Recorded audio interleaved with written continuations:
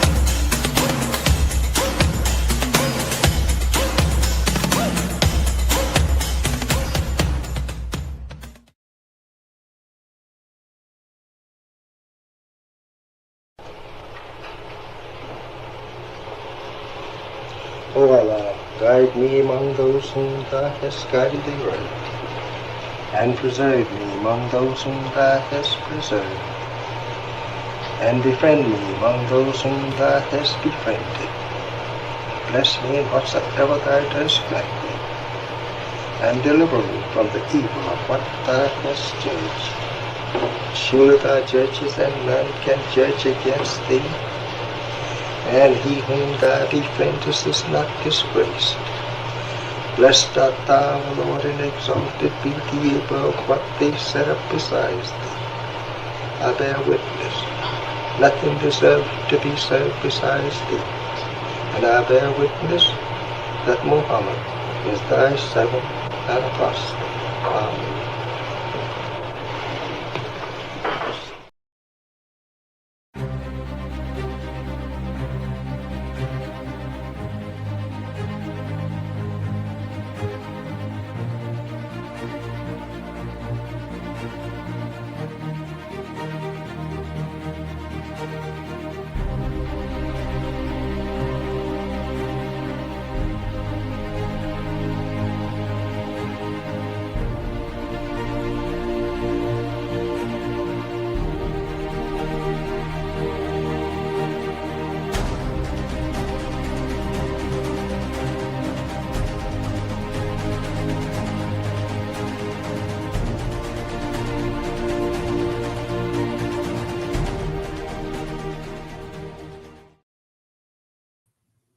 Assalamu alaikum, family. Peace be unto you. You're tuned into the Sajdah Morning Coffee Talks, and I'm your host, Sajdah Wendy Muhammad. Hope everyone is having a beautiful morning so far. Welcome to a chosen few kind of day for us over here in Chicago. We are very excited. Today's going to be a good day. We've already decreed that. I don't know how many people know what chosen few is, but the Chosen Few Festival, we won't call it a picnic, is today. So if you like house music, you like live DJs, and you like good vibes and good energies, it's a good time. Good, clean fun. Y'all know about house music? How many people know about house music? Just give me a thumbs up. you know, so I'm originally from Nebraska. So I am Nebraska bred and Chicago made. Okay. So I've spent the majority of my adult life, other than the times that I was traveling and the little short stint that I lived in Washington, D.C. permanently, Chicago has been my home since I became an adult. And when I was in college, almost all my friends were, I'm trying to think if I had any friends that were not from Chicago. I don't think so. I think I had one friend from Kansas City, but they put the Chicago bug in me, okay, um, way back then. And and prior to that, when I was studying places that I wanted to live, my brother and I would talk about it, and he would say he wants to live in California because of the weather and all of that. And I always wanted to live in Chicago because of the business, my love for business. So I would study about Montgomery Ward and Spiegel and Wrigley and Oscar Mayer and Johnson Products and Ebony and Jet and all of these companies. And I was like, that's where I want to be. So I kind of started to calibrate my mind in that way. And speaking of our topic of repetition bringing about your reality, so the repetition of the constant believing and studying and feeling like this was the right place for me began somewhere around in high school. And once I got ready to go to college, it's interesting that I created an experience where the majority of my lifelong friends would be Chicagoans. So I'm so grateful for them. Um, most of my friends are from the West Side, so I'm also an honorary West Sider. We do stuff and work and everything on the South Side and office on the South Side, but the West Side is in my heart. So don't come around me saying nothing negative about the West Side, because the West Side means so much to me spiritually. I may as well go on and tell y'all since we're talking about it. So going back to college, I was introduced to house music in college. And I'm a music person. I like rhythms, I like beats and all of that. And I was like, man, I like this. So, you know, I just got into it with the rest of my friends, right? And but I will say this. I won't call myself a house head, because that is a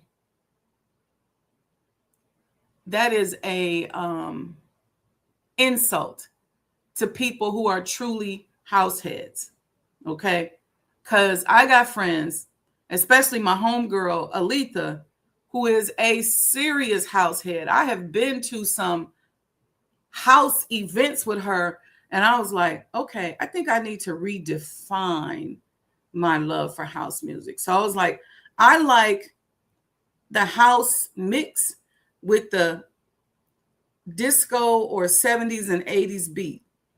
So when they be mixing it with a little Chaka Khan and a little Stevie Wonder and all this other stuff, the 70s music, I'm feeling that, because my favorite era of music is late 70s, early 80s. That's my favorite stretch, 10-year stretch. I would say from 75 to 85. That's my favorite stretch of music. It just reminds me of my childhood, and whether it's funk music, whether it's Parliament, Funkadelic, whether it's Michael Jackson, Prince, Chaka Khan, the Bar-Kays, you name it. Roger Troutman. I like when they mix it with that. But I know people who travel around the country listening to all different types of house music, whether it's Baltimore house or, some other form of East Coast house. When I was in South Africa, I did get into a little bit of South African house music, which was good. But I'm not good with just the doonch, doonch, doonch, doonch, doonch, doonch, doonch, doonch. I need a little something more. So But I enjoy it, and it's a great way to just relax and release. So I'm excited about that. So when we start talking about repetition, creating our reality, the repetition of that thought of, oh, I like Chicago. And when I was learning, and I learned about Gary and the steel mill industry and Cleveland, I studied all of that. But there was something about Chicago that drew me to it. And then ultimately, I believe it was the right formula, because then ultimately I began to draw friends from Chicago, and then ultimately ended up here and just living a great life for myself here in this great city. And I don't know if the city matches my personality or if my personality expanded to match the city personality, because I follow these people on TikTok and they're always talking about Chicago people this and shit. And I'm like, yep. um, so yeah, so I love the West Side. The West Side has helped me and healed me in so many ways. You all hear me talk about my real estate chronicles, if you will, on the West Side, which brought me out of a deep economic depression and ultimately a deep mental depression. I helped to build the mosque here in Chicago on the West Side, mosque number 2B. When I started my music company, and I'll say like my failed music company, but really in all actuality, nothing is really a failure, because that company gave me access to the artists I worked with from the West Side that showed me a level of healing and a level of love that is unmatched. And even to this day, when I see the brothers, the FOI brothers from the West Side, it's just something. It's just something about us. When I was at the repast of our beloved mother, Khadija, may Allah forever be pleased with her.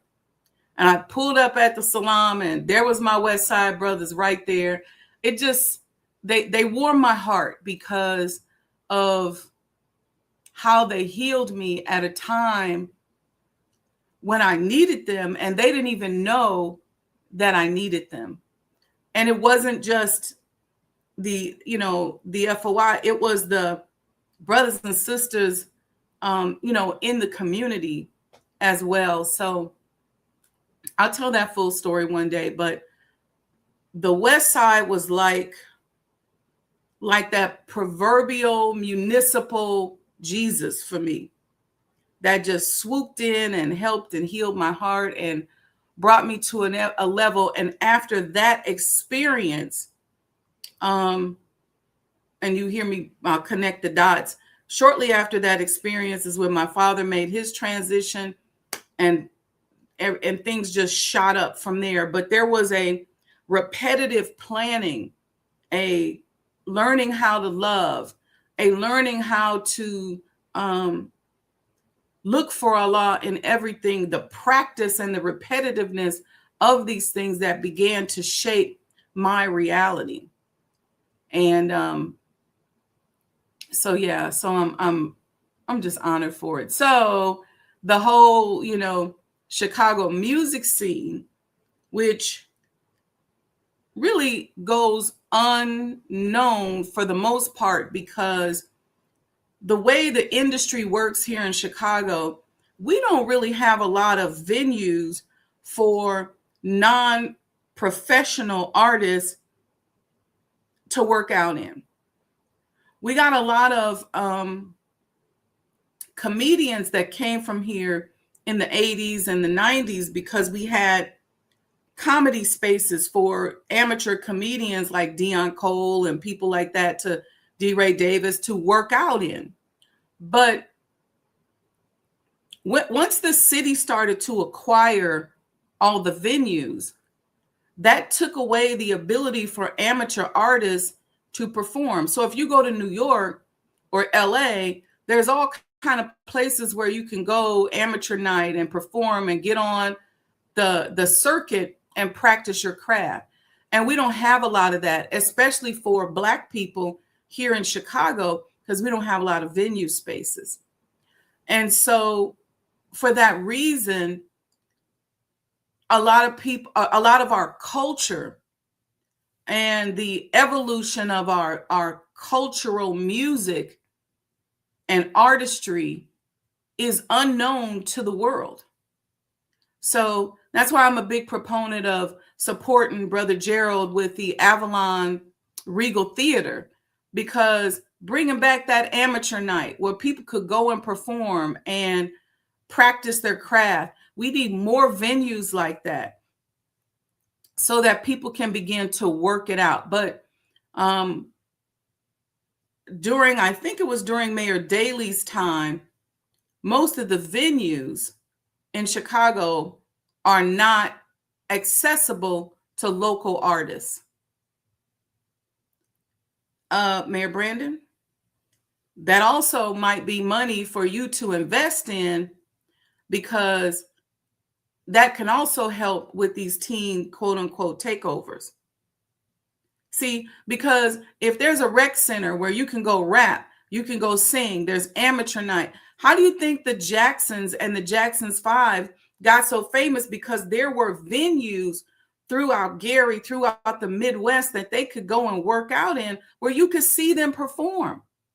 And now with digital downloads and things like that, if you have an opportunity to go somewhere and see those people to perform, I'm not talking about folks that already got a manager that can go to some of these big spaces and get in and charge $25 a ticket. I'm talking about real straight up amateur talent shows, showcases. We need to bring that back in Chicago so that our teens can have a place to go and perform. We need a America's Got Talent. We need a Chicago's Got Talent, but we need enough of them so that our young artists can begin to make the rounds here in the city.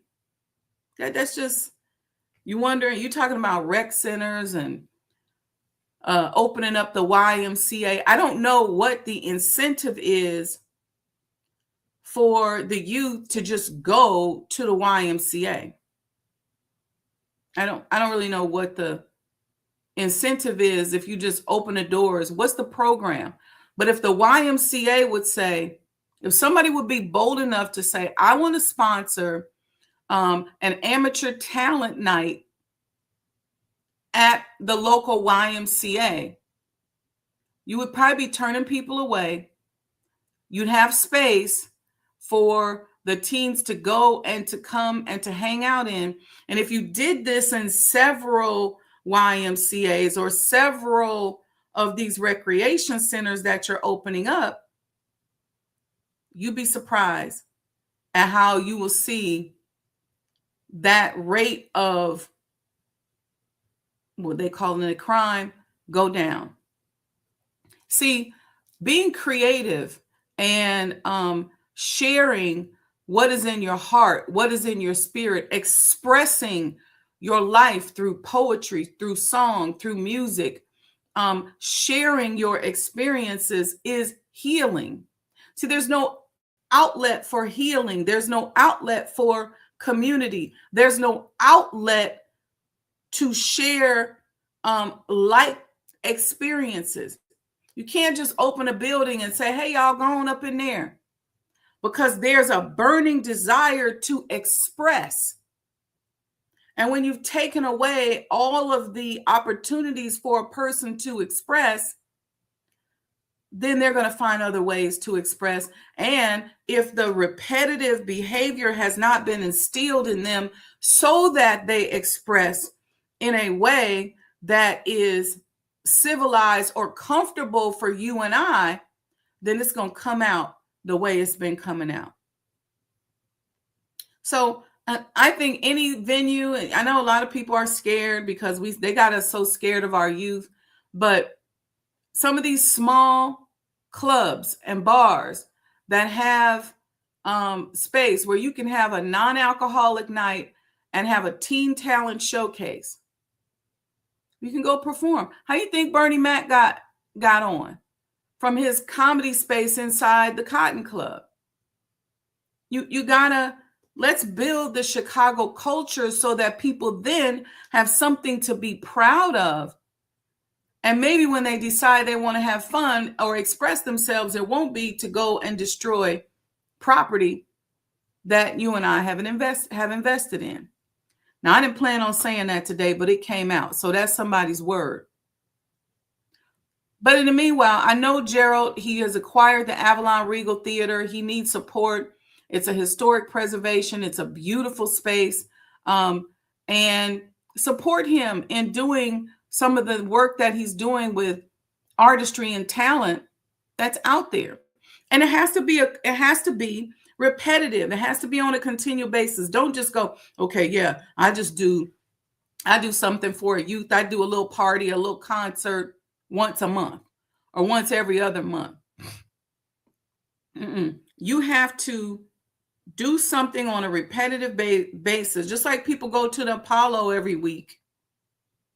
And people used to go to the Regal Theater every week. That became a routine. When you saw the Jacksons piling up in their little Volkswagen bus, going to these different talent opportunities to showcase their talents, that was the network of spiritual expression through art and music and dance and poetry that they were able to tap into, that made them one of the most, or the most famous family on the planet. So I don't think it's a coincidence that system has been removed from us. The problem is that we have to take ownership of our culture, ownership of our expression, ownership of historic preservation, and bring it back ourselves. And the beautiful thing is now is if we create a regular system and these people are able to see us, people will download the music. You don't even got to wait for somebody to discover you nowadays. If we would, in Chicago, bring back that system of expression. And no, I'm not talking about where, and here's the other thing that bothers me. You know, they give this little grant money and people decide, okay, a couple times in the summer or a couple times in the winter, I'm going to have a showcase. That's not what I'm talking about. I'm talking about a venue, a business where every week, I know when I was growing up, my mom would always talk about they had the show wagon in Omaha, Nebraska, and the show wagon was where people went to perform. Yeah, we got the Bud Billiken Day Parade, but that's just one day a year. I'm talking about a regular venue space. Again, Gerald doesn't even know I'm giving him this shameless plug, but the Avalon Regal Theater, where, for example, we support that, where every week people know they can go and hear good talent. And then we need one on the west side, and then we need one on the north side. And we need smaller ones, rooms where comedians can go and practice, where singers can go and practice, because everybody is not professional and everybody's not semi-professional where they got a manager and all of that. Sometimes you just need to be able to get up there on stage and say your part and say, hey, y'all, here's my QR code. Download me on Spotify. Or maybe you don't even got anything up on Spotify and you just want to go there and sing, go there and dance. See, we're missing that part of art and cultivation. I know Eric used to do it at the Silver Room. But I'm telling you, we need more venues like that. And again, I'm not talking about where you got a little space, you hire a professional once every couple of months. I'm talking about a regular space where a person who has been thinking about singing, just like Tina Turner used to be singing all in grammar school and all of that. And then when she got to St. Louis, I forget the name of the club where she went, where Ike and some other artists were performing. She was able to go in there and sign up as an amateur and sing. And the rest is history. The majority of the iconic Black artists in our communities, that's how they got on. But we've removed all of this community. We've allowed all of this community stuff to be removed from our cities. It used to be, even the athletic world has changed. Because it used to be people would go to playgrounds and you knew where they were playing basketball at. And, there's the urban legends and basketball courts around the city where people would go and play. And those people would be the people that would get picked to go to college or to the NBA. And you hear about people like Isaiah Thomas talking about their playground experience, their Boys and Girls Club, their recreational experience.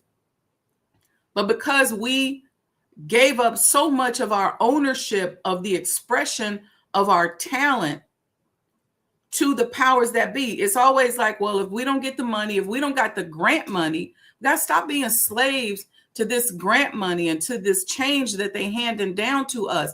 There's enough of us that go out here and buy a watch for $300,000 that can give to a center and say, build a playground, put some security on it until we can get back into the routine where we begin to play, can handle our things. Go talk to the street leaders and say to them, hey, we need y'all to protect this place.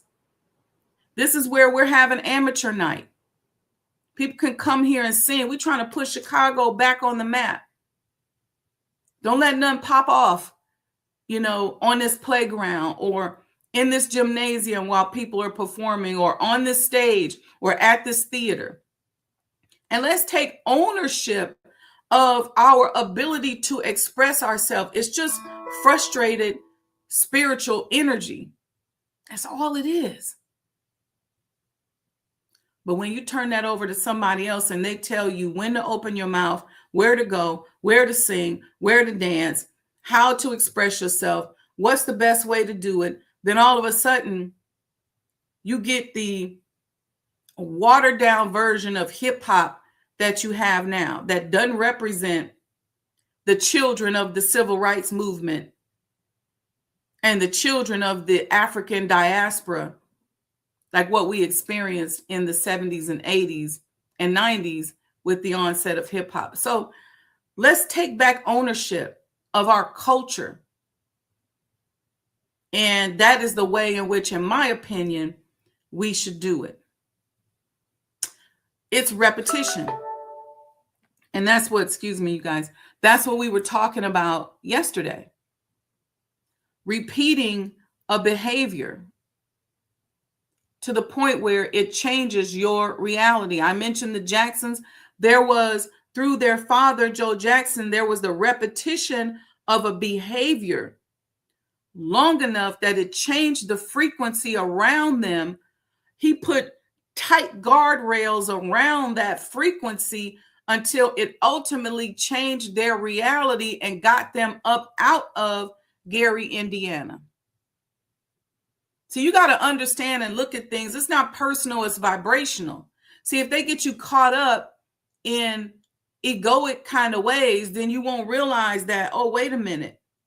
This is a way to control our frequency. See, if you have and I'm not trying to reduce people to pets or animals, but if you have a pet or an animal, whether it's a horse, for example, you put guardrails around that horse to teach that horse the direction you want them to go in until they get it and they go that direction on their own. See, we're all responding to creation and the universe because it's just all out here, but you got to have a way to corral that energy so that it changes your reality. And in the particular case, for example, of the Jacksons, Father Joe didn't want his children responding to the reality that he so happened to find him and his family in. He put tight guardrails around them, but it was that network of venue spaces that allowed them to practice and work out on a regular basis, load up that VW van and practice to where the repetition of the practice changed their reality. See, we miss the science of this because they spin us and get us thinking about the ego side of it. Oh, there was abuse. Oh, it was too hard. You should be a free spirit. And I don't know if it was abuse or not. I wasn't there. I don't know them people. But what I do know, that what I see on the surface is the corralling of an energy and the protection to create repetitive behavior that ultimately changed their reality. The same thing with Venus and Serena and their father.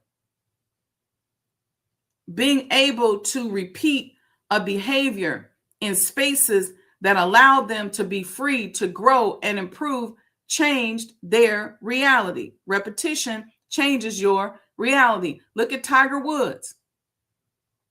His father being stern enough to put those guardrails around him. Like Venus and Serena's father, Mr. Richard Williams, like Mr. Joe Jackson, a father figure who's not emotional with you, but who is going to put those parameters around you, those guardrails, so that you can change your reality. So really quickly before we go, let me see if I can give you guys something here. Oh no, I didn't pull it up. I'm sorry. Y'all get the gist of it. Go back and listen to yesterday's show where I gave the top 10 ways in which repetition changes our reality. Okay, family. Listen, may Allah bless you. I'm not going to be long. I got to get ready. But I thank you all for joining. I thank you all for supporting the program, the network. This is an example of how I created a repetitive environment for myself to be able to share what was on my spirit, what was on my heart as it related to life, love, and business. And I've been video blogging since 2005. And it doesn't matter to me if nobody listens. It's the way in which I keep the energy of what Allah is giving me flowing through my body.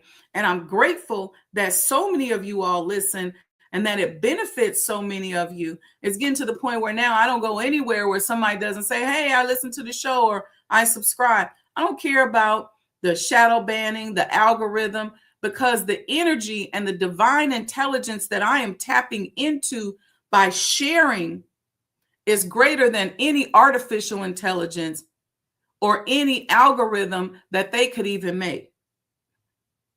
See, the DI is more powerful than the AI. And the AI is created to combat the DI and to trick you and I into believing that the AI is God, but the DI reigns supreme. All right. So may Allah bless each and every one of you. Please support the network. Give us some stars, a gift. You can go and support us. Cash App. The link is here. We want to keep doing this. We have so many things planned on how to get more and more information out to you. And my goal is to help us find solutions to problems, to do for self, to create an economic reality that allows us to relax into our submission to the will of God. All right, family. Listen, love you all very much. May you be blessed. May you have access to more goodness than you've ever experienced or imagined. Thank you to those in the chat, Brother Lamont, Daoud, um, Sister Betty, Sister Monica. Thank you, thank you, thank you for those of you. Oh, it's a lot of y'all looking on here and y'all don't want to be in the chat this morning. You could still be in the chat. I can't see you, even if you haven't awakened. All right. May Allah bless you. I'm wishing each and every one of you more goodness, more love than you've ever experienced or imagined. May you heal from whatever is ailing you. If you're sitting there in pain right now, I pray that your pain be relieved. If you're struggling with a problem, I pray that the solution just drops out of the sky into your lap. And we say, okay, there's no spook God. What is she talking about? Sometimes when you sit and get quiet, the solution to a problem can just materialize right in your mind. And that what's happening in your mind is not a spook God, it's the God within. So tune in Monday morning for Sajdah's Monday morning motivation and meditation. I haven't decided yet what we're going to meditate on, but what's coming up as a theme for me is just healing and loving and expressing and feeling that energy of love with one another. And that takes practice, because some of us are so hurt and so traumatized that we don't love anybody. We don't really trust. We can't really do much. And so find that tribe, find that group of people, find that one or two persons that you can say, hey, I love being around this person because it's fun. We can laugh. And then you start initiating that. Start initiating good vibes with people. And you will start to see your body, the cells in your body start to respond. Because if you keep living in this constrictive, non-loving environment, your body is going to respond to it. That ain't me. It ain't personal.